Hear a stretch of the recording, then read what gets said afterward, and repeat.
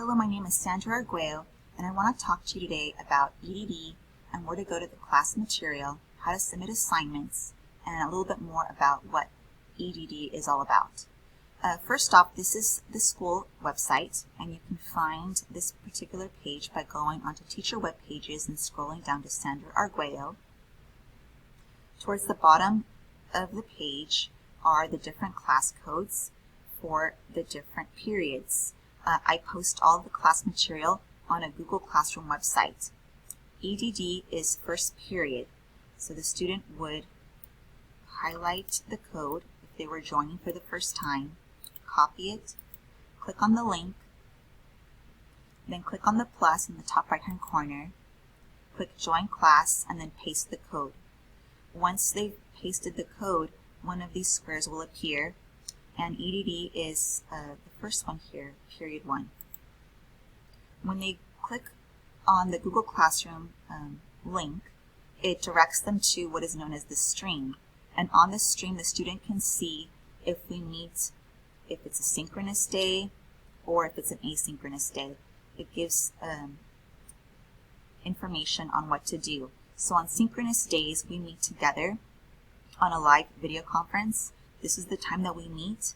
This is the code, just in case the link doesn't work. Sometimes that happens. So I have two different ways of getting to our class video meeting.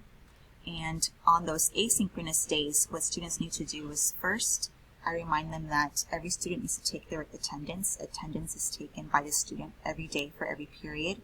They go to the top and take a look at the classwork, and then they can ask for help either through email, or my personal preference would be that they actually meet with me one-on-one, so we can go over what the problem is, and they can even share their screen with me so I can help them out to figure out what's going wrong and how to find solutions.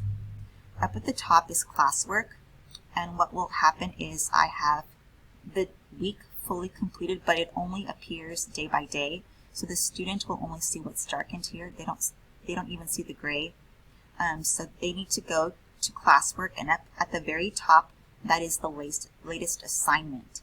So depending on what we do that day, it could be that they need to turn in a document. It could be that they need to answer a question. So they'll click on the very top, and then they can read the instructions on what we do for that particular day and turn in anything underneath that classwork assignment. As far as grades, the most up-to-date grades are within Google Classroom.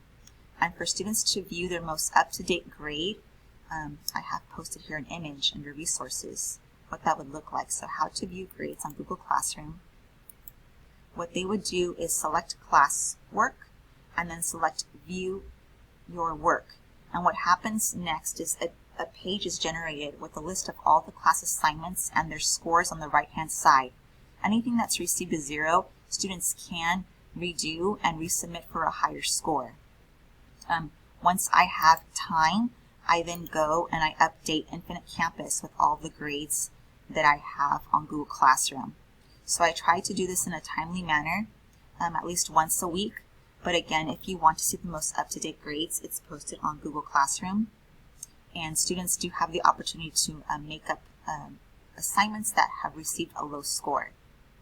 They just need to make sure that they read the comments so that when they resubmit, they're fixing those mistakes. As far as the class content and what we do within EDD, EDD is the last of a 4-part engineering pathway series. If we take a look back at the school web page, I have an image here that I'd like to share with you. I know it's under IED, but it kind of gives an idea. So EDD is basically one project, and they work on it and incorporate all the things that they've been learning throughout the 4 years. It is a capstone course, and currently right now I have provided all the students in the class with a kit called a Hummingbird kit, just as something that they can use that has sensors in it. It has also different motors So it's a complete kit. It has a microchip in it, and they're microcontrollers. And with that kit, they can make their project prototype. They're also able to work with Arduino, and they're also able to CAD. And this year we're going to try using Onshape, which is a 3D software which they can still CAD designs that can later be printed. I currently am in the school, so you can see that I'm in our classroom, so I do have access to all of the machines if they would like to use them and incorporate different items in their project. They don't have to. The project is going to be presented in front of a panel at UCR at the end of the year, and students will get a really great experience. They'll have to present for their project a poster board of their technical design. They'll have to answer questions in front of a panel. So they'll have a technical interview.